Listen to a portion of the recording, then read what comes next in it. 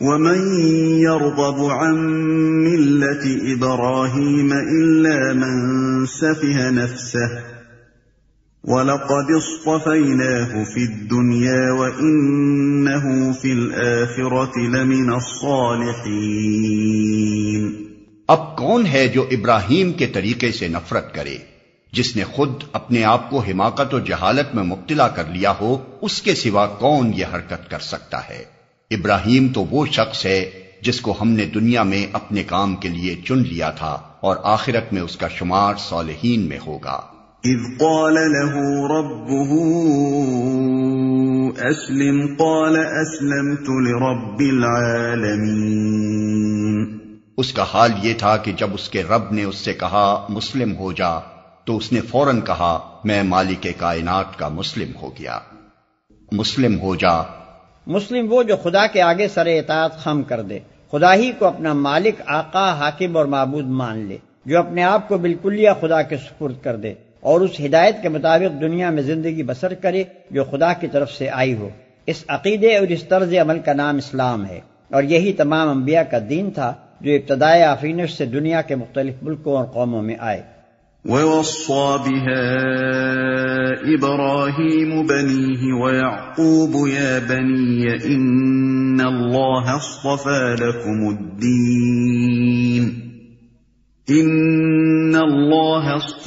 لَكُمُ الدِّينَ فَلَا تَمُوتُنَّ إِلَّا وَأَنْتُمْ مُسْلِمُونَ۔ اسی طریقے پر چلنے کی ہدایت اس نے اپنی اولاد کو کی تھی، اور اسی کی وصیت یعقوب اپنی اولاد کو کر گیا۔ اس نے کہا تھا کہ میرے بچوں، اللہ نے تمہارے لیے یہی دین پسند کیا ہے، لہذا مرتے دم تک مسلم ہی رہنا، اور اسی کی وصیت یعقوب اپنی اولاد کو کر گیا۔ حضرت یعقوب علیہ السلام کا ذکر خاص طور پر اس لیے فرمایا کہ بنی اسرائیل براہ راست انہی کی اولاد تھے۔ اللہ نے تمہارے لیے یہی دین پسند کیا ہے۔ دین یعنی طریق زندگی، نظام حیات، وہ آئین جس پر انسان دنیا میں اپنے پورے طرز فکر اور طرز عمل کی بنا رکھے۔ ام کنتم شہداء اذ حضر یعقوب الموت اذ قال لبنیہ ما تعبدون من بعدی قالوا نعبد إلهك وإله آبائك إبراهيم وإسماعيل وإسحاق إلها واحدا ونحن له مسلمون۔ پھر کیا تم اس وقت موجود تھے جب یعقوب اس دنیا سے رخصت ہو رہا تھا؟ اس نے مرتے وقت اپنے بیٹوں سے پوچھا بچوں میرے بعد تم کس کی بندگی کرو گے؟ ان سب نے جواب دیا ہم اسی ایک خدا کی بندگی کریں گے جسے آپ نے اور آپ کے بزرگوں ابراہیم، اسماعیل اور اسحاق نے خدا مانا ہے، اور ہم اسی کے مسلم ہیں۔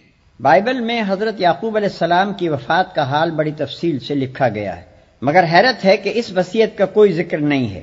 البتہ تلمود میں جو مفصل وصیت درج ہے اس کا مضمون قرآن کے بیان سے بہت مشابہ ہے۔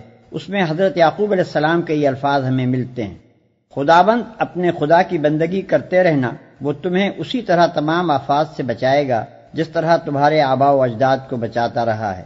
اپنے بچوں کو خدا سے محبت کرنے اور اس کے احکام بجا لانے کی تعلیم دینا تاکہ ان کی مہلت زندگی دراز ہو، کیونکہ خدا ان لوگوں کی حفاظت کرتا ہے جو حق کے ساتھ کام کرتے ہیں اور اس کی راہوں پر ٹھیک ٹھیک چلتے ہیں۔ جواب میں ان کے لڑکوں نے کہا جو کچھ آپ نے ہدایت فرمائی ہے ہم اس کے مطابق عمل کریں گے، خدا ہمارے ساتھ ہو۔ تب یعقوب علیہ السلام نے کہا اگر تم خدا کی سیدھی راہ سے دائیں یا بائیں نہ مڑو گے تو خدا ضرور تمہارے ساتھ رہے گا۔ تلک امۃ قد خلت لها ما كسبت ولكم ما كسبتم ولا تسألون عما كانوا يعملون۔ وہ کچھ لوگ تھے جو گزر گئے، جو کچھ انہوں نے کمایا وہ ان کے لیے ہے، اور جو کچھ تم کماؤ گے وہ تمہارے لیے ہے، تم سے یہ نہ پوچھا جائے گا کہ وہ کیا کرتے تھے۔ یعنی اگرچہ تم ان کی اولاد صحیح، مگر حقیقت میں تمہیں ان سے کوئی واسطہ نہیں، ان کا نام لینے کا تمہیں کیا حق ہے جبکہ تم ان کے طریقے سے پھر گئے۔ اللہ کے ہاں تم سے یہ نہیں پوچھا جائے گا کہ تمہارے باپ دادا کیا کرتے تھے، بلکہ یہ پوچھا جائے گا کہ تم خود کیا کرتے رہے۔ اور یہ جو فرمایا کہ جو کچھ انہوں نے کمایا وہ ان کے لیے ہے اور جو کچھ تم کماؤ گے وہ تمہارے لیے ہے، یہ قرآن کا خاص انداز بیان ہے۔ ہم جس چیز کو فعل یا عمل کہتے ہیں، قرآن اپنی زبان میں اسے کسب یا کمائی کہتا ہے۔ ہمارا ہر عمل اپنا ایک اچھا یا برا نتیجہ رکھتا ہے جو خدا کی خوشنودی یا ناراضی کی صورت میں ظاہر ہوگا، وہی نتیجہ ہماری کمائی ہے۔ کیونکہ قرآن کی نگاہ میں اصل اہمیت اسی نتیجے کی ہے، اس لیے اکثر وہ ہمارے کاموں کو عمل و فعل کے الفاظ سے تعبیر کرنے کے بجائے کسب کے لفظ سے تعبیر کرتا ہے۔ وَقَالُوا كُونُوا هُودًا أَوْ نَصَارَىٰ تَهْتَدُوا قُلْ بَلْ مِلَّةَ إِبْرَاهِيمَ حَنِيفًا وَمَا كَانَ مِنَ الْمُشْرِكِينَ۔ یہودی کہتے ہیں یہودی ہو تو راہ راست پاؤ گے، عیسائی کہتے ہیں عیسائی ہو تو ہدایت ملے گی۔ ان سے کہو نہیں، بلکہ سب کو چھوڑ کر ابراہیم کا طریقہ، اور ابراہیم مشرکوں میں سے نہ تھا۔ اس جواب کی لطافت سمجھنے کے لیے دو باتیں نگاہ میں رکھیے۔ ایک یہ کہ یہودیت اور عیسائیت دونوں بعد کی پیداوار ہیں۔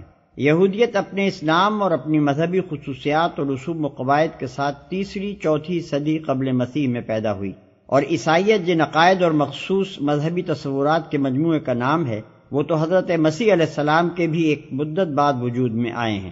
اب یہ سوال خود بخود پیدا ہوتا ہے کہ اگر آدمی کے برسر ہدایت ہونے کا مدار یہودیت یا عیسائیت اختیار کرنے ہی پر ہے تو حضرت ابراہیم علیہ السلام اور دوسرے انبیاء اور نیک لوگ جو ان مذہبوں کی پیدائش سے صدیوں پہلے پیدا ہوئے تھے اور جن کو خود یہودی اور عیسائی بھی ہدایت یافتہ مانتے ہیں، وہ آخر کس چیز سے ہدایت پاتے تھے؟ ظاہر ہے کہ وہ یہودیت اور عیسائیت نہ تھی، لہذا یہ بات آپ سے واضح ہو گئی کہ انسان کے ہدایت یافتہ ہونے کا مدار ان مذہبی خصوصیات پر نہیں ہے جن کی وجہ سے یہودی اور عیسائی وغیرہ مختلف فرقے بنے ہیں، بلکہ دراصل اس کا مدار اس عالمگیر صراط مستقیم کے اختیار کرنے پر ہے جس سے ہر زمانے میں انسان ہدایت پاتے رہے ہیں۔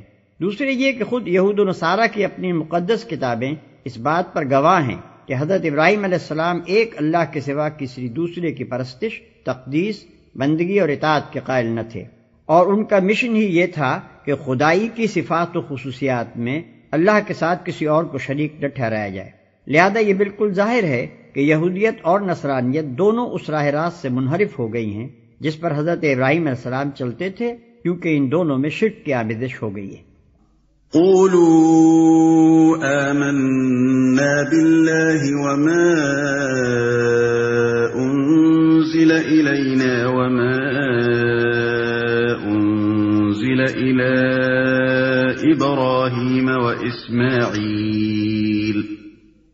وإسماعيل وإسحاق ويعقوب والأسباط وما أوتي موسى وعيسى وما أوتي النبيون من ربهم لا نفرق بين أحد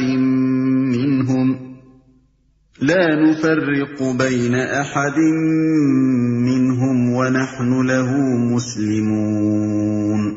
مسلمانوں کہو کہ ہم ایمان لائے اللہ پر اور اس ہدایت پر جو ہماری طرف نازل ہوئی ہے اور جو ابراہیم، اسماعیل، اسحاق، یعقوب اور اولاد یعقوب کی طرف نازل ہوئی تھی، اور جو موسیٰ اور عیسیٰ اور دوسرے تمام پیغمبروں کو ان کے رب کی طرف سے دی گئی تھی۔ ہم ان کے درمیان کوئی تفریق نہیں کرتے اور ہم اللہ کے مسلم ہیں۔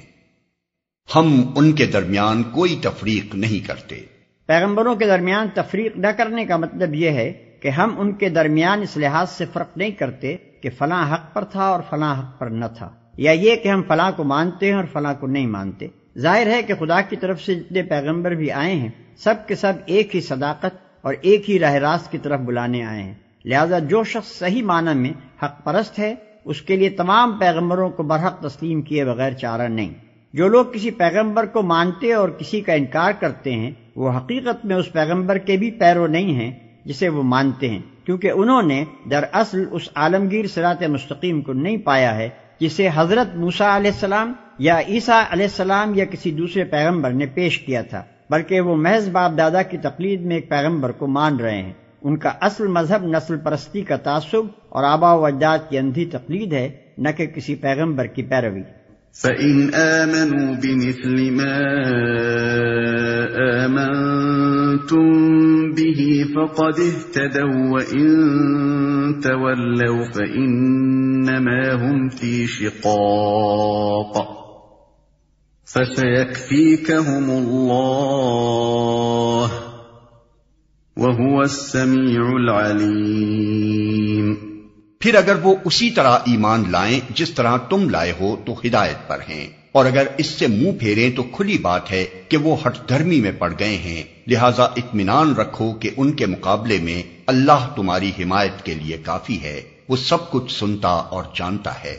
صبغة اللہ ومن احسن من اللہ صبغة ونحن له عابدون۔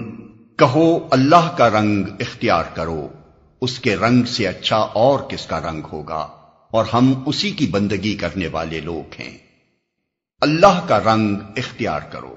اس آیت کے دو ترجمے ہو سکتے ہیں، ایک یہ کہ ہم نے اللہ کا رنگ اختیار کر لیا، دوسرے یہ کہ اللہ کا رنگ اختیار کرو۔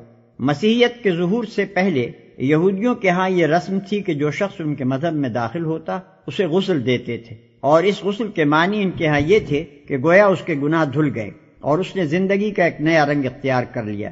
یہی چیز بعد میں مسیحیوں نے اختیار کر لی۔ اس کا اصطلاحی نام ان کے ہاں استباغ بپتسمہ ہے، اور یہ استباغ نہ صرف ان لوگوں کو دیا جاتا ہے جو ان کے مذہب میں داخل ہوتے ہیں بلکہ بچوں کو بھی دیا جاتا ہے۔ اسی کے متعلق قرآن کہتا ہے کہ اس رسمی استباغ میں کیا رکھا ہے؟ اللہ کا رنگ اختیار کرو جو کسی پانی سے نہیں چڑھتا بلکہ اس کی بندگی کا طریقہ اختیار کرنے سے چڑھتا ہے۔ قل اتحاجوننا فی اللہ وهو ربنا وربکم ولنا اعمالنا ولکم اعمالکم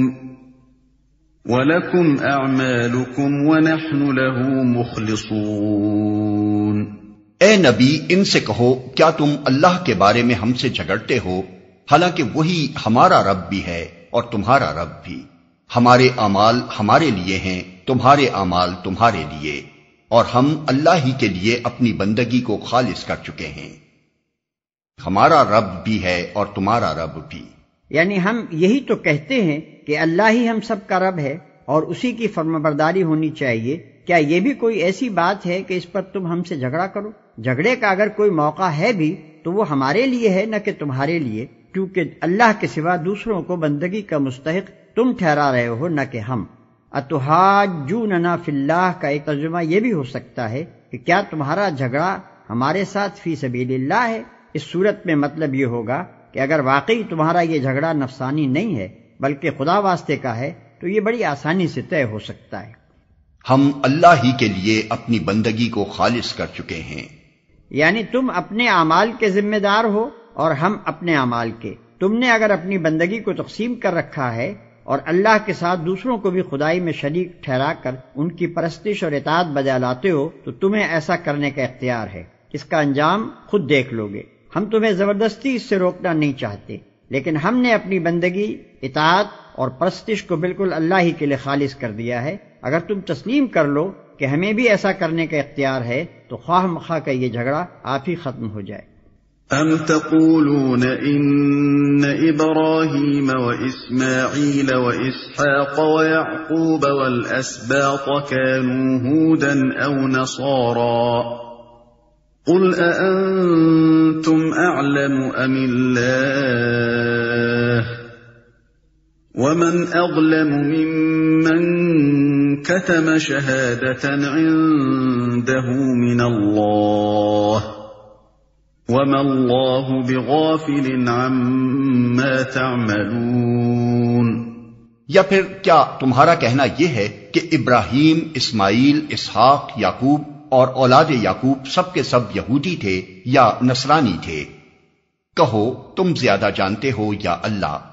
اس شخص سے بڑا ظالم اور کون ہوگا جس کے ذمے اللہ کی طرف سے ایک گواہی ہو اور وہ اسے چھپائے؟ تمہاری حرکات سے اللہ غافل تو نہیں ہے۔ تم زیادہ جانتے ہو یا اللہ؟ یہ خطاب یہود و نصارہ کے ان جاہل عوام سے ہے جو واقعی اپنے نزدیک یہ سمجھتے تھے کہ یہ جلیل القدر انبیاء سب کے سب یہودی یا عیسائی تھے۔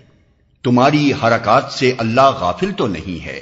یہ خطاب ان کے علماء سے ہے جو خود بھی اس حقیقت سے ناواقف نہ تھے کہ یہودیت اور عیسائیت اپنی موجودہ خصوصیات کے ساتھ بہت بعد میں پیدا ہوئی ہیں، مگر اس کے باوجود وہ حق کو اپنے ہی فرقوں میں محدود سمجھتے تھے اور عوام کو اس غلط فہمی میں مبتلا رکھتے تھے کہ انبیاء کے مدتوں بعد جو عقیدے، جو طریقے اور جو اجتہادی ضابطے اور قاعدے ان کے فقہا، صوفیہ اور متکلمین نے وضع کیے، انہی کی پیروی پر انسان کی فلاح اور نجات کا مدار ہے۔ ان علماء سے جب پوچھا جاتا تھا کہ اگر یہی بات ہے تو حضرت ابراہیم، اسحاق، یعقوب وغیرہ انبیاء علیہم السلام آخر تمہارے ان فرقوں میں سے کس سے تعلق رکھتے تھے؟ تو وہ اس کا جواب دینے سے گریز کرتے تھے، کیونکہ ان کا علم انہیں یہ کہنے کی تو اجازت نہ دیتا تھا کہ ان بزرگوں کا تعلق ہمارے ہی فرقے سے تھا، لیکن اگر وہ صاف الفاظ میں یہ مان لیتے کہ یہ انبیاء نہ یہودی تھے نہ عیسائی تو پھر ان کی حجت ہی ختم ہوئی جاتی تھی۔